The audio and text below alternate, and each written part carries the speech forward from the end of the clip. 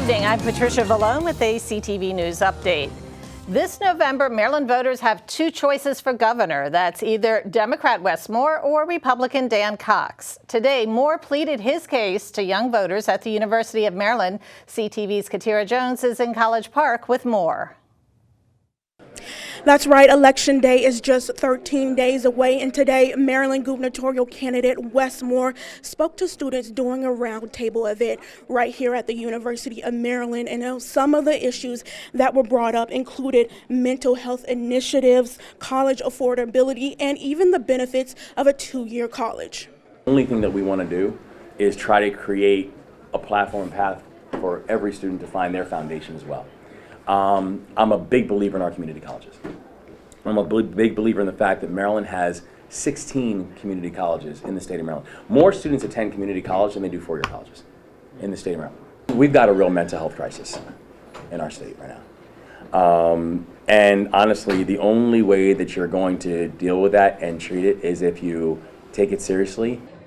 Following the roundtable, Moore would join his running mate, Aruna Miller, for a DNC rally right here at the Stamp Student Union. Katira Jones, CTV News.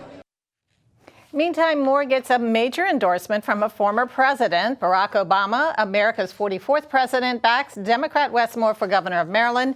An endorsement from Obama is a big deal for Moore, as Obama's popularity in the party is still high. In the 30-second advertisement, Obama says Moore is, quote, the leader that Maryland needs. The Biden administration is working to combat junk fees. Officials from the Consumer Financial Bureau Protection Bureau say that junk fees are costing American families major money each year. Beginning today, the Bureau says it will be cracking down on unnecessary charges like surprise overdraft and deposit fees. Junk fees are those unavoidable, unnecessary, and surprise charges that inflate costs for families while providing little to no value or service. And these fees have been creeping across the economy for years and years, adding to our monthly bills with no real explanation. The Consumer Financial Protection Board began enforcement action against illegal fees today. 3 troopers with the Maryland State Police file a class action lawsuit over alleged discrimination within the department. According to the Daily Record, the complaint alleges that the department routinely disciplines officers of color more harshly, denies them promotions, and retaliates against those who speak out about their treatment. MSP is already under investigation by the U.S. Department of Justice. It's probing whether hiring and promotion practices are racially discriminatory. The new federal lawsuit was filed Monday at the U.S. District Court in Greenbelt. And you are watching CTV News. I'm Patricia Vallone. Coming up, observing Diwali in Prince George's County. Stay with us. We'll be back in a moment. This is my house. My parents helped build it. Now we don't get wet when it rains. I don't get too hot or too cold inside. I can play with my sister, I can play with my brother, I can play with my mother, my father, my family. This is my house. This is my house. This is my house. This is my house. This is my house. Visit Habitat.org to find out how you can help more families like mine. Welcome back. And here are the latest COVID-19 numbers for our area. The State Health Department has confirmed 619 new cases. The county's positivity rate is 7.39%. One Marylander has died of COVID over the past 24 hours. 437 people are hospitalized. Truancy rates are an issue for school systems across the country. Nationwide, more than 10 million students were reported truant during the pandemic, a 25% increase. Today, the state's attorney joined CEO of Prince George's County Schools to announce a new anti-truancy campaign.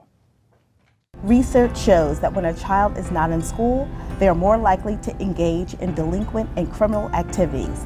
And truancy itself is a crime. And we don't want you, our young people, to fall into any of those traps.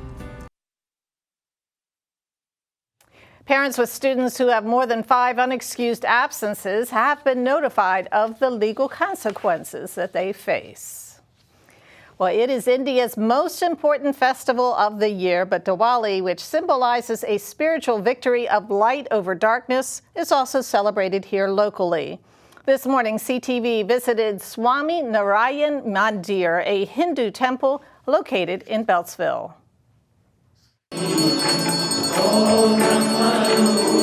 Diwali is the Hindu festival of lights. It is a time when we celebrate light shining over darkness, good over evil, and we also look within to bring out those qualities within us so that we can project them out to the world. I think for us it's a time for celebration and reflection and really celebrating our community and good over evil and really focusing on all the positive in our life.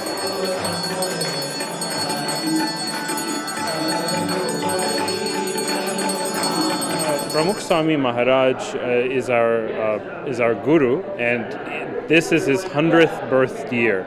And so we are celebrating throughout the world and throughout the year in very big ways.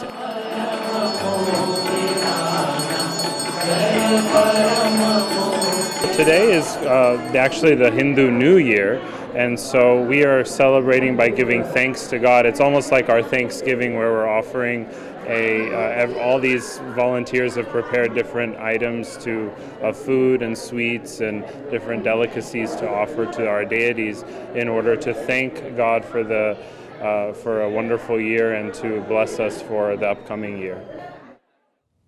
And this evening at 7:15, the temple will hold a fireworks display to celebrate Diwali. The site is located at 4320 Ammondale Road in Beltsville.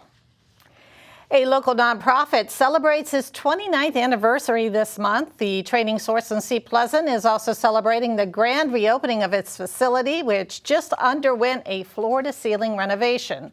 The training source provides an array of services, including job training programs for adults, youth development programs, and safety net services for families in need. Kim Rim says the upgrades make the organization more efficient.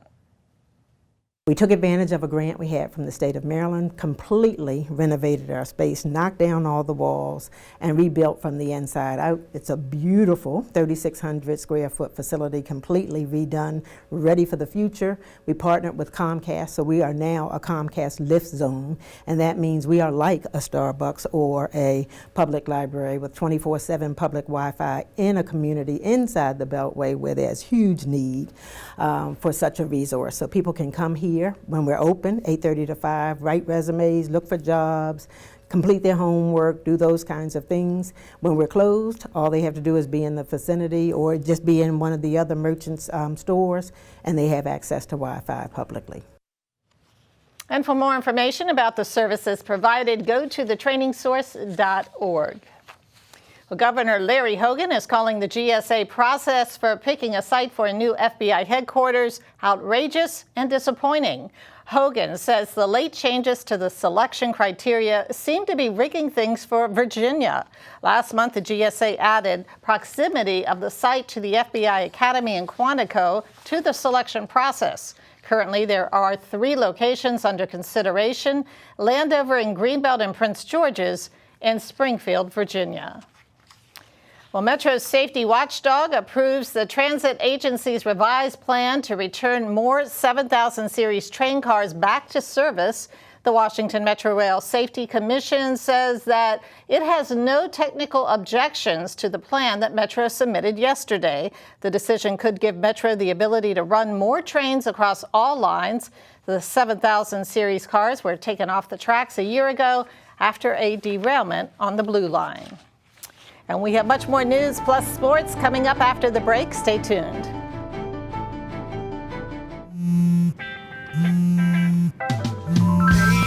you see, I cannot set you free. My lonely days are gone. That's why I'm never gonna let you go. Never gonna let you go. Babe, I'm never gonna let you go. No, never gonna let you go. Here you go. Thank you. Thank you. Never gonna let you go. Never gonna let you go.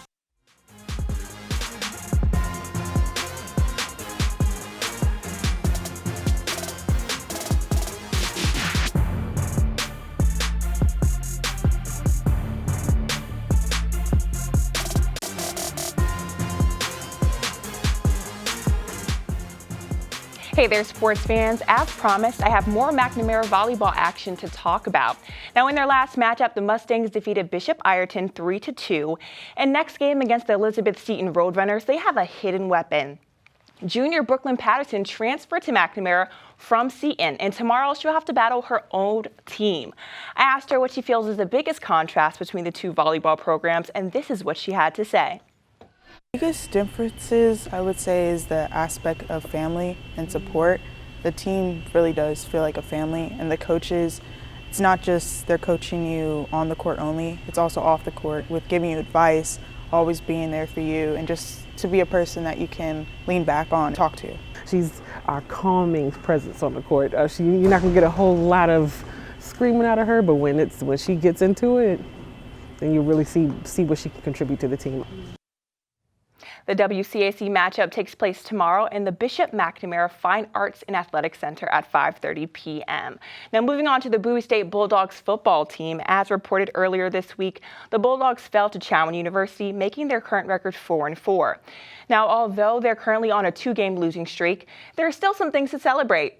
Because 2 weeks in a row, quarterback Dion Golot Jr. has been selected to the D.C. Washington Metro College Player of the Week honor roll.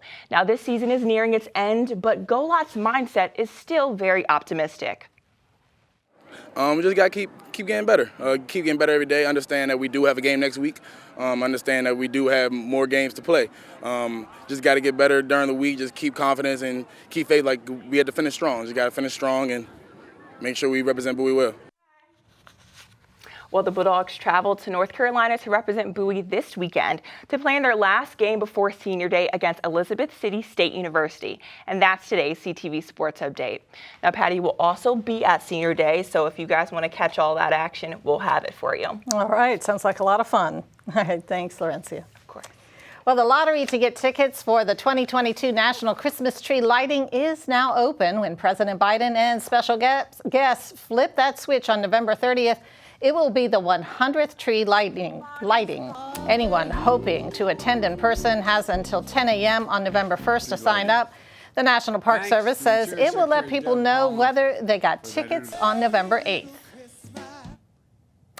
And to register, you can visit recreation.gov or call 877-444-6777. And President Calvin Coolidge celebrated the first national Christmas tree lighting way back in 1923. Checking your weather forecast for tonight, possible showers, lows around 51. Thursday, sunny with highs in the 60s. Friday, partly sunny, highs near 60 as well. And Saturday, mostly sunny, high temperatures around 62. And that is our CTV News for now. I'm Patricia Vallone, and for Laurencia Moten, have a great night.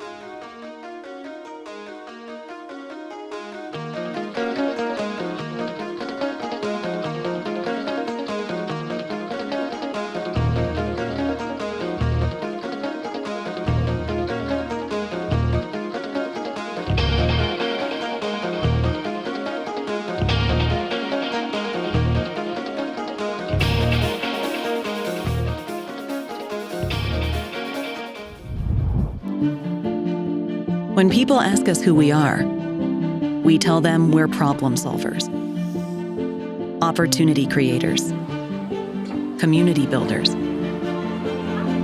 and change makers. We are Rotary. Around the world, our network of 1.4 million neighbors, friends, and leaders volunteer their skills, expertise, and resources to solve issues and address community needs. We are people of action.